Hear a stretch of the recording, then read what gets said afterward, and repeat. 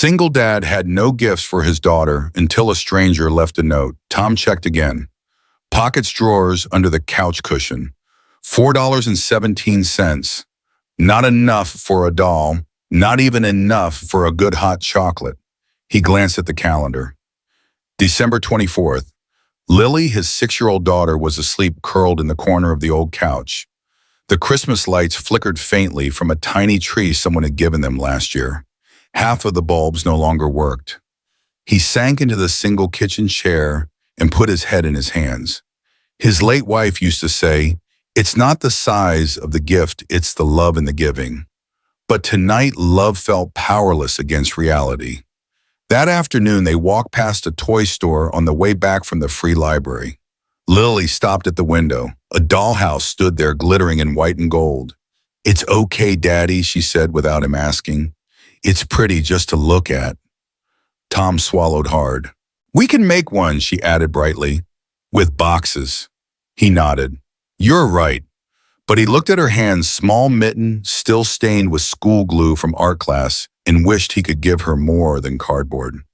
Tom tucked Lily into bed with a story and a kiss on her forehead. She smiled sleepily, clutching the homemade sock doll he had sewn weeks ago. "Night-night, Daddy. I hope Santa finds our house." He nodded. "Of course he will, sweetheart." She believed him. That hurt most of all. When she finally drifted off, Tom sat in the dark, knees pulled to his chest in the kitchen corner. The fridge hummed.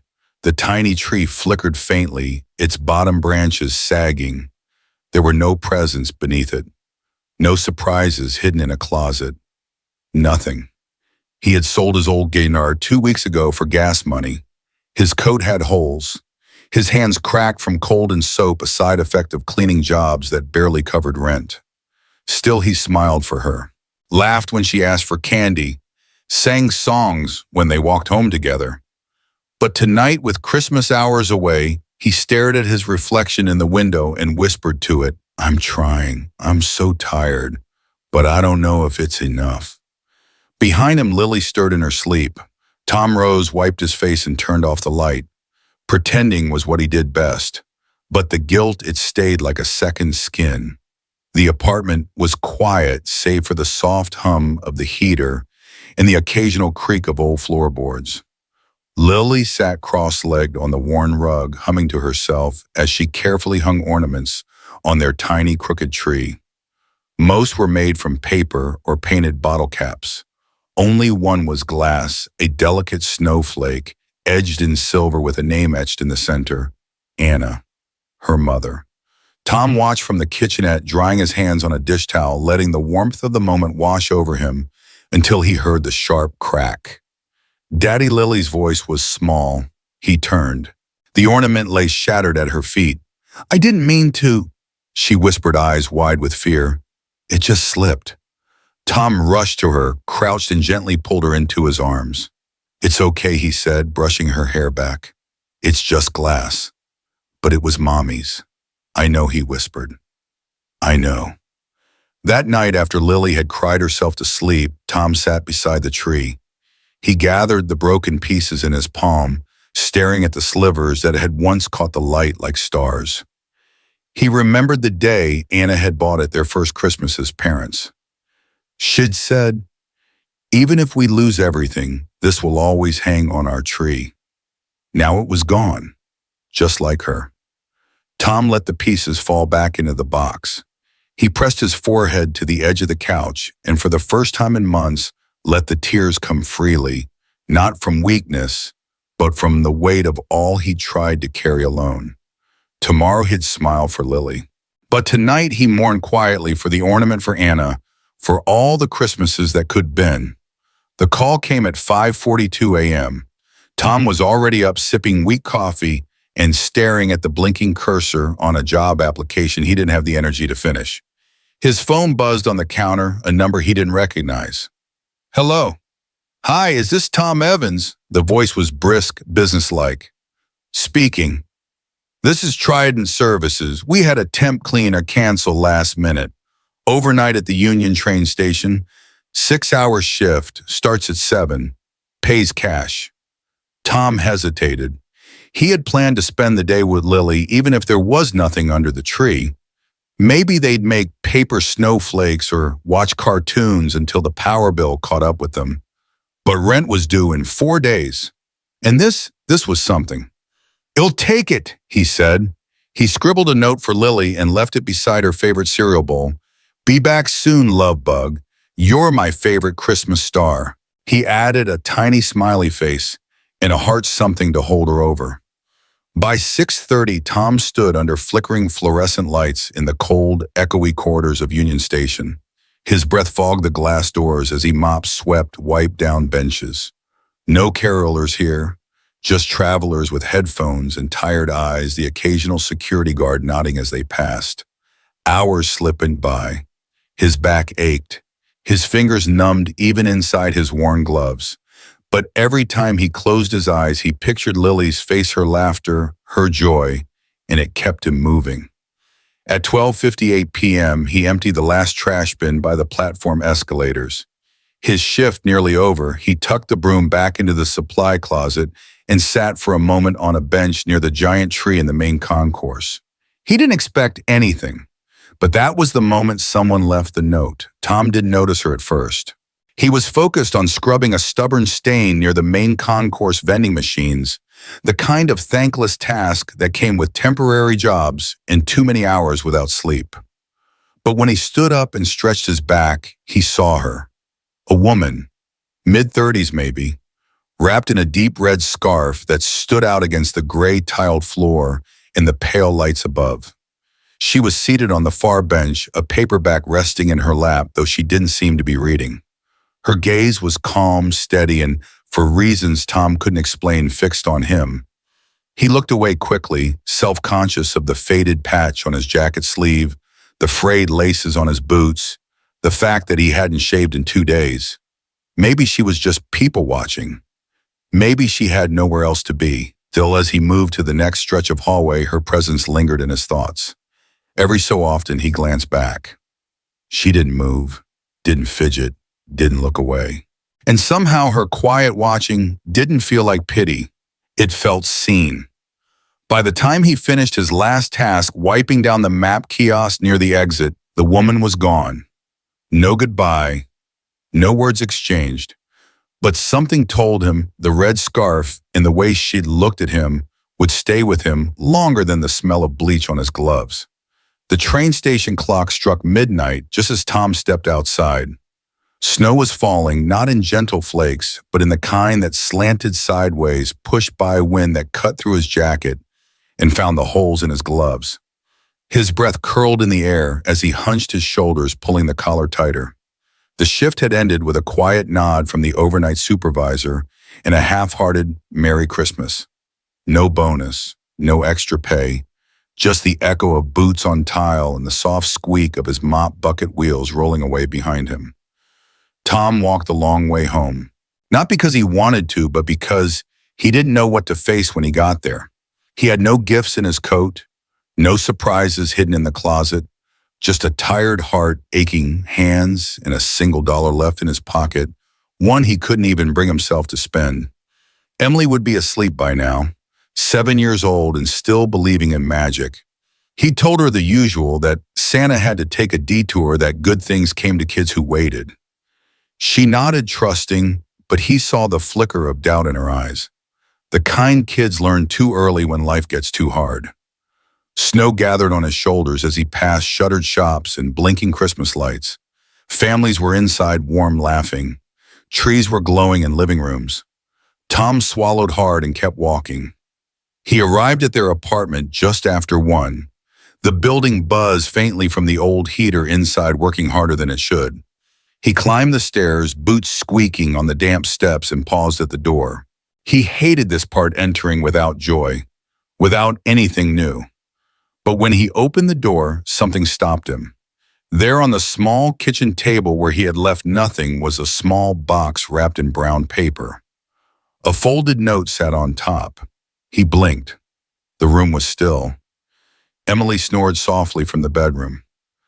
Tom stepped closer. His hands trembled slightly as he opened the note.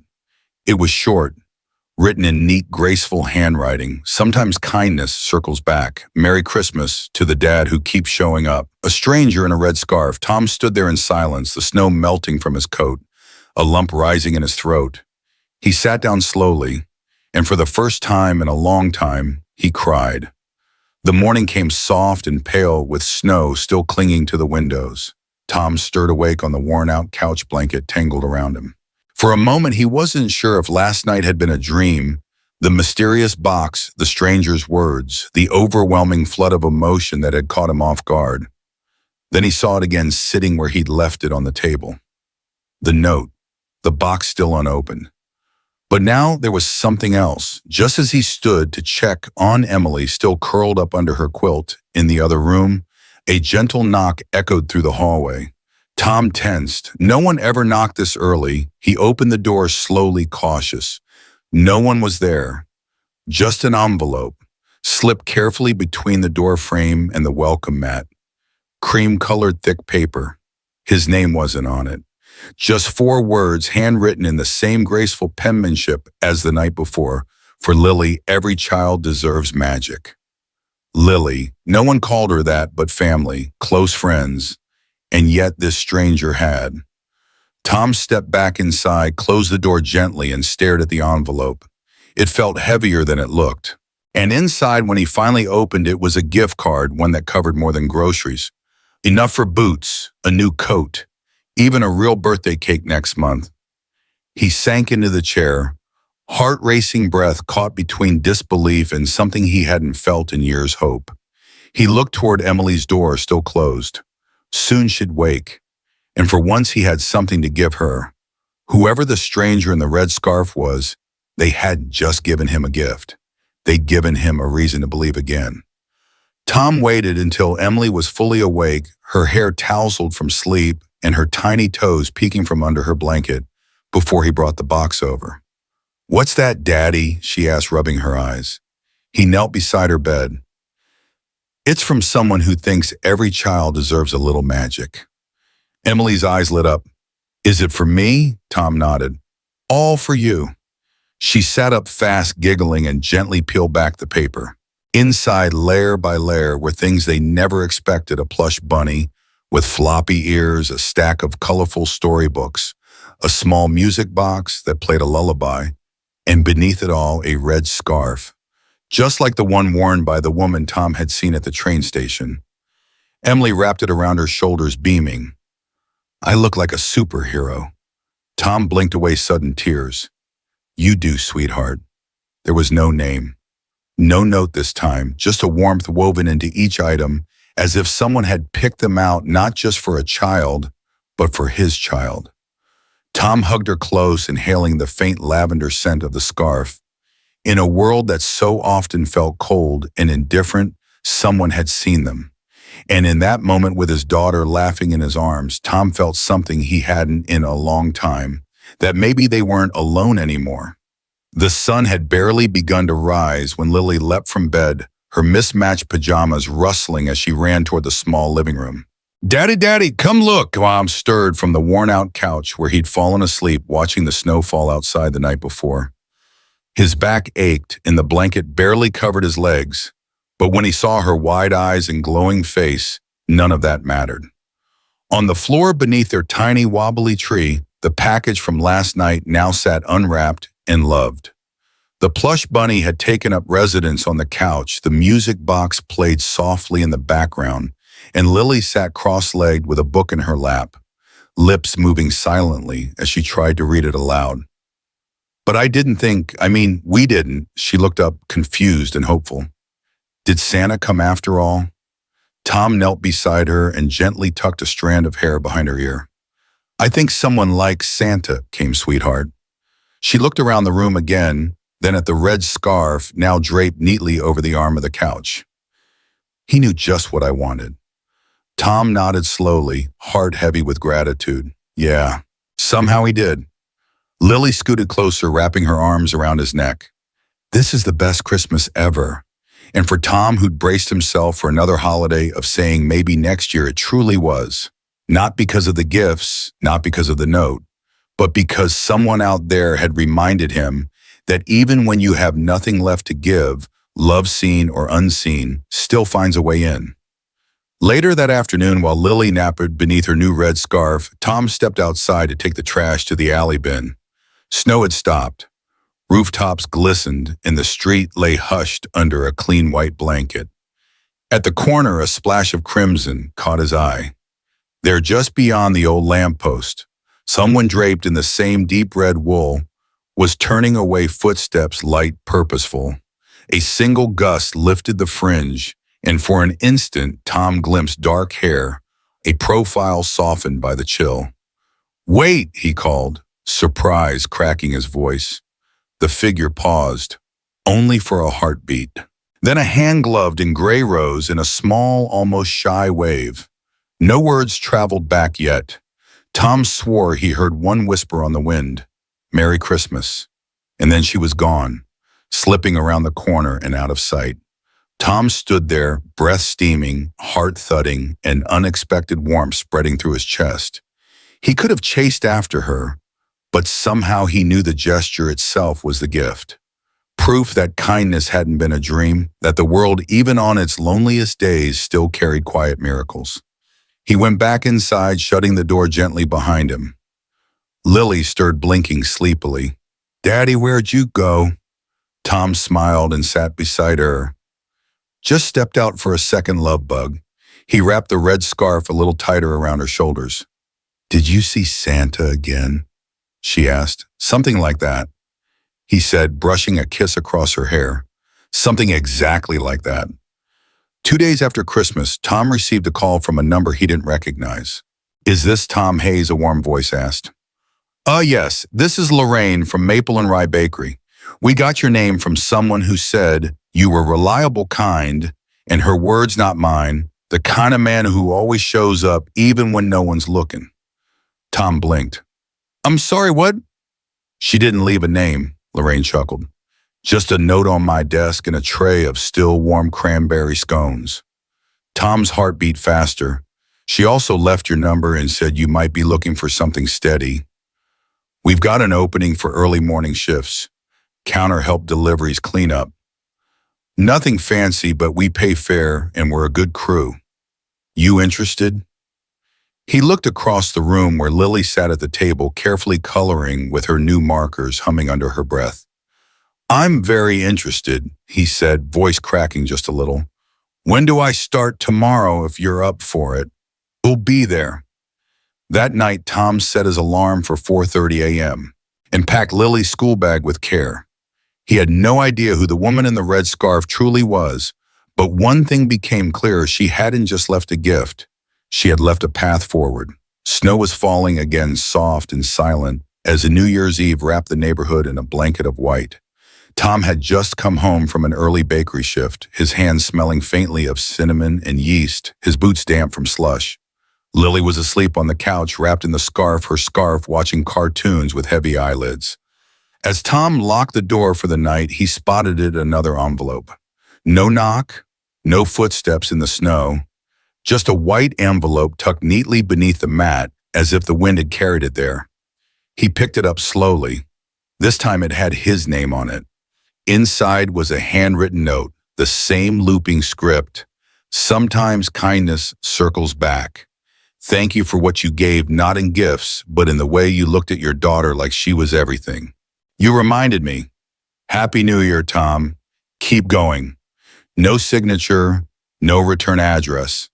But tucked behind the note was a voucher, 1 month of groceries already paid in full at the corner store. And a second folded paper. "Maple and Rye is proud to welcome Tom Hayes to our full-time team." Tom sank into the armchair, the letter trembling in his hands. He didn't know her name, but somehow she knew his heart. And with that, the new year didn't feel like a burden anymore. It felt like a second chance. It started with a delivery. Tom had agreed to drop off a tray of day-old pastries from the bakery to the local shelter, a new initiative his manager mentioned. "Just leave them with the volunteer staff," he'd said. "They know what to do." So that afternoon after his shift, Tom bundled up and made the short walk across town. Snow was still fresh on the sidewalks, but the sun had started to peek through the clouds. The shelter sat tucked between two apartment blocks with a painted sign above the door of the hearth, a place to start again. Inside, warmth greeted him, not just from the heaters, but from the quiet hum of life, soft conversation, laughter, the clink of mugs. A few children were coloring at a corner table. An elderly man nodded in thanks as Tom passed by with the tray. He made his way to the kitchen and set the pastries on the counter. "Thanks for bringing those," said a voice behind him. He turned. She was standing there, the woman in the red scarf. Except this time, she wasn't just a passing figure in the night. She wore a simple apron, sleeves rolled up, and a gentle smile that didn't quite reach her eyes. Tom froze for a moment. He began, unsure what to say. "I've seen you before." She looked at him for a moment, her smile softening. "I know." He wanted to ask 1,000 questions about the letters, the gifts, the way she seemed to know when they needed help most.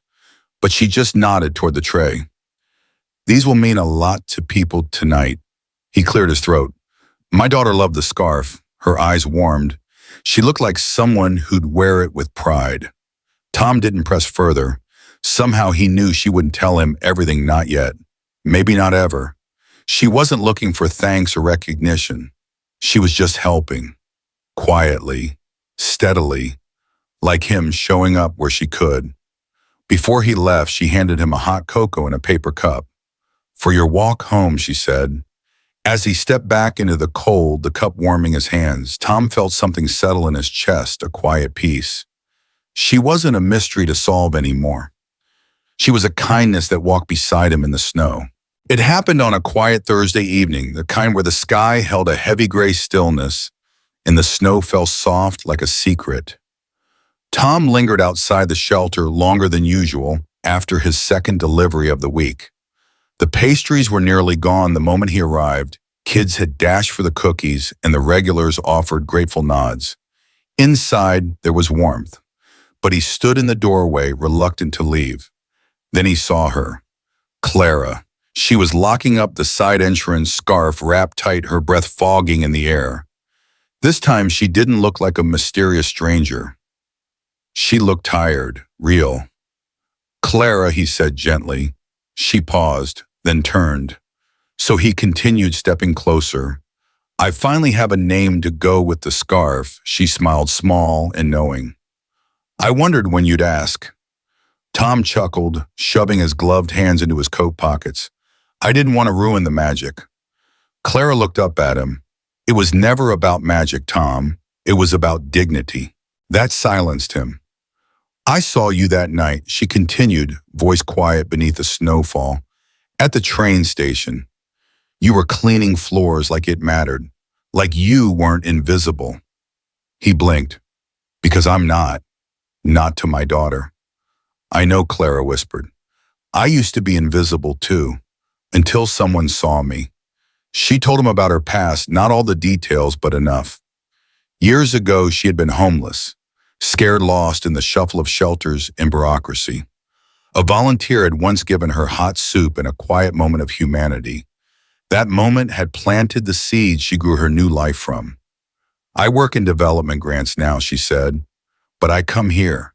I stay close to the ground, to people who remind me of who I was." "And you chose me?" Tom asked. "I recognize the tired in your eyes," she said, "but also the strength. And the way you looked at Lily, that kind of love deserves to be seen." Snow gathered in her lashes. Tom exhaled slowly, heart full. I didn't think anyone noticed." "I did." They stood in silence for a moment longer. Then she added softly, "We can't always change the world, but we can light someone's way through it." Tom looked up at the sky, the snow still falling gently, and then back at Clara. "Will you stay for tea?" he asked. She smiled. "Only if Lily makes it." And together they walked through the cold, not alone anymore, but seen, understood, warming slowly from the inside out. Tom poured the tea carefully, his hands steady now in the comfort of a kitchen that no longer felt quite so heavy with silence. Lily had already gone to bed, her stuffed rabbit tucked under one arm, a new scarf wrapped loosely around her neck. the one Clara had sent weeks ago. Clara sat at the small kitchen table, her hands cupped around the mismatched mug Tom had offered. The steam curled upward between them, and the air was thick with something unspoken. "She likes you," Tom said after a moment. "Lily." Clara smiled. "She reminds me of someone." Tom tilted his head, curious. He saw her hesitate, her fingers tightening slightly on the ceramic. "I had a daughter," she said softly, eyes fixed on the steam. "Her name was May." The room fell still. She would have been 10 this year. Bright Bold couldn't stop singing even when the world tried to quiet her. Clara's voice trembled at the edges, but she didn't stop. She got sick. One of those rare conditions they don't always catch in time. "I was working 2 jobs, barely home. By the time I realized how serious it was too late." Tom didn't speak. He simply listened. "I lost everything after that," she said. "The hospital bills, the guilt. I stopped believing I deserved any good. Spent years floating through shelters, always trying to matter again. But grief doesn't ask your permission. It just camps inside you." She took a deep breath as though remembering how to do it. "I started writing letters I never sent. To May, to myself, to the world. And one day I stopped writing and started doing. Quiet things, little gestures, the kind I wish someone had done for me when I couldn't carry myself." Tom's throat was tight, like a note on a doorstep. Clara nodded. "I didn't expect to find your door that night," she said, "but I saw Lily's drawings taped to the window, and I just knew this wasn't about pity. It was about honoring something." Tom set his tea down gently. "I never knew," he said, "but I felt it, that what you did came from somewhere deeper than kindness." Clara looked up. Her eyes shimmered not just from tears, but from the weight finally shared. "It's strange," she said. "You help people quietly for years, and then someone opens the door and says, 'Come in.' And for the first time, you believe it's okay to stay." Tom gave a small, sad smile. "You don't have to knock anymore." The clock ticked softly behind them. The snow tapped against the window. And in that small kitchen, 2 people broken, healing reels sat with their stories side by side, not trying to fix the past, just letting it be seen. The bell above the bakery door chimed softly as Tom stepped inside, blinking against the early morning light that filtered through the frosted windows. The sign on the glass read, "Second Chance Calf, baked with hope." It smelled like cinnamon and warmth, like the kind of place where people didn't just come for bread, but for belonging. Claire was already there, apron tied neatly around her waist, her hair pulled back. She was leaning over a tray of steaming pastries, laughing with a young man who couldn't have been more than 20, sleeves rolled up, face shy but bright. When she looked up and saw Tom, she smiled. It was the kind of smile you give someone who's not just welcome but needed. "You made it," she said. Tom nodded. He wasn't sure what surprised him more, that she had offered him the bra or that he had said yes. She handed him an apron. "You'll start on prep. Ben'll show you the ropes." The young man extended a flour-dusted hand. "Nice to meet you. I used to sleep 3 blocks from here." Tom blinked. "Now I bake muffins." Ben grinned. Tom took the handshake. "Guess we both had long walks." The day passed in a quiet rhythm of dough kneading, warm ovens, and simple greetings from customers who always seemed to linger. It wasn't glamorous work, but it was honest. Every loaf that rose felt like a small victory. Every smile exchanged a small stitch in something larger being mended. During a lull, Clara joined Tom at the side counter, sipping her coffee. "We built this place for people who were told too many times that they weren't enough," she said. Tom looked around. "Funny, that's how I felt showing up here." She met his eyes. "And now?" He paused. "Like I finally clocked in where I belong." Behind them, Lily's crayon drawing a picture of a cupcake with wings hung proudly on the wall, right next to a plaque that read, "Everyone deserves a second chance. Sometimes all it takes is someone to open the door." Clara followed his gaze. "She's got your heart, you know." Tom smiled, soft and grateful. "No, she's got her own. I'm just lucky to carry it with me. Outside, snow flurried gently. Inside, the oven dinged. And for the first time in a long time, Tom looked toward tomorrow, not with fear, but with flour on his hands, warmth in his chest, and purpose rising slow and steady, like bread in the morning. The picture went up on a Wednesday. Clara had found it tucked inside the pocket of Tom's coat when he'd hung it by the kitchen. Folded neatly, the crayon colors had bled a little not from rain, but from warmth. The kind of warmth that comes from little fingers holding on too tightly, or perhaps from a heart full of hope pressed too close. It showed three figures, a tall man with messy brown hair, a woman with a red scarf, and a little girl in a yellow dress. All three were holding hands beneath a sun so bright it nearly glowed off the page.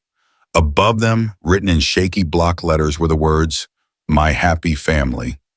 Tom had stared at it for a long moment when Clara placed it on the front counter, gently smoothing the edges.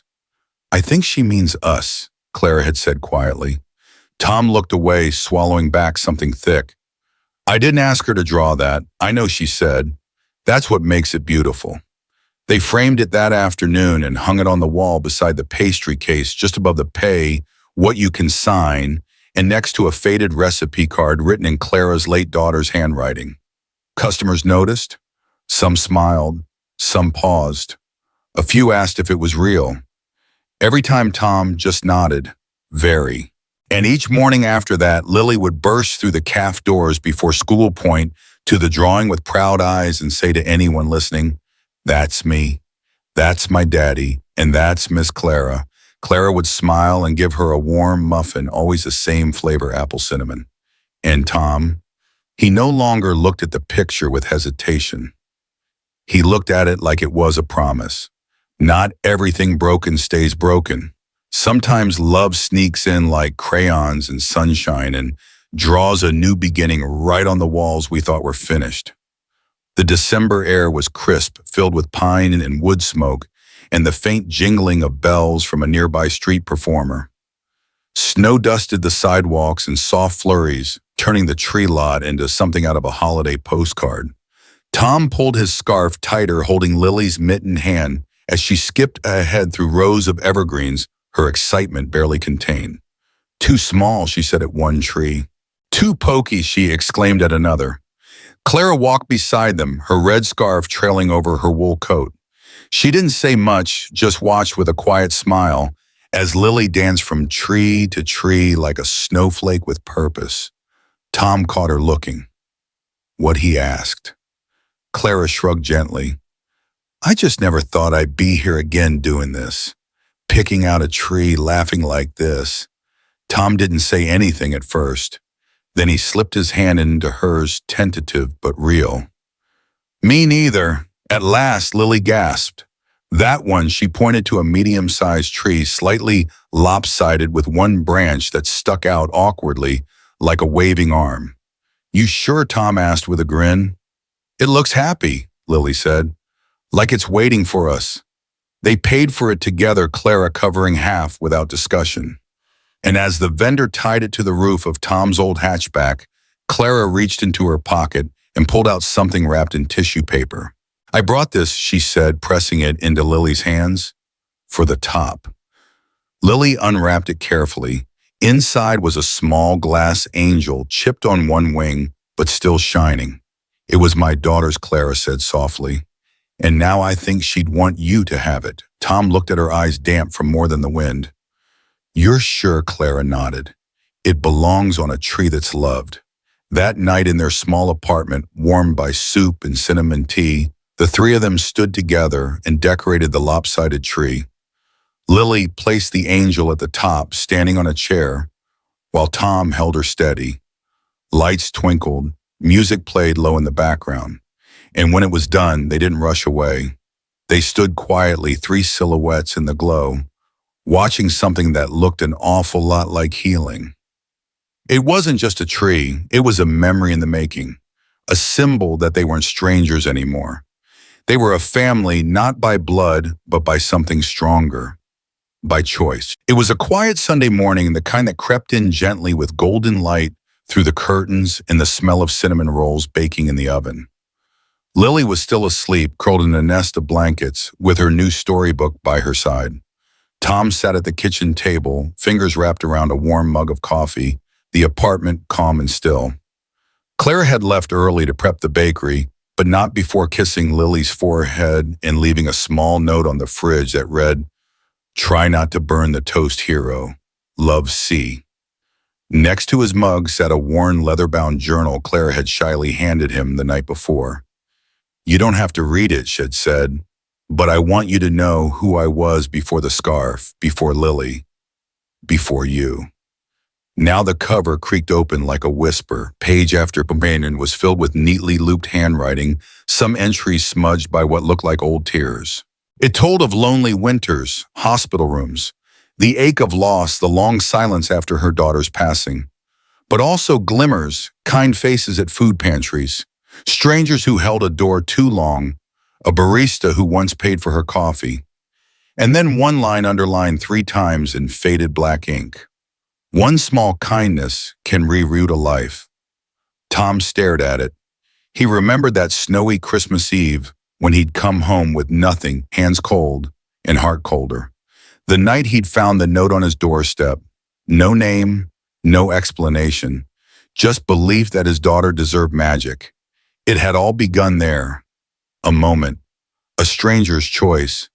And now he sat in a home filled with warmth, laughter, the scent of cinnamon, and the promise of a better tomorrow. That single act of kindness had rerouted not just his life, it had reconnected 2 broken paths. He closed the journal gently and looked up just as Lily shuffled into the kitchen, yawning. "Daddy," she mumbled, crawling into his lap. "What's reroute mean?" Tom smiled, pressing his cheek to her messy curls. "It means going somewhere better than you ever expected." And as the sun poured in across the journal's open pages, it was clear this wasn't just a new chapter. It was a brand new story, one built on grace, healing, and a kindness that never asked for thanks. Snow fell gently outside the window of the Second Chance Cafe, soft and slow like a lullaby for the closing year. Inside, the warm hum of ovens and laughter filled the air. Cinnamon, vanilla, and fresh-baked hope lingered in every corner. Paper starseek, one cut and folded by Lily's little hands, dangled above the counter, catching the golden light strung along the beams. A small tree stood by the window, decorated with flower-dusted ornaments, cookie cutters, and a crooked paper angel with crayon wings.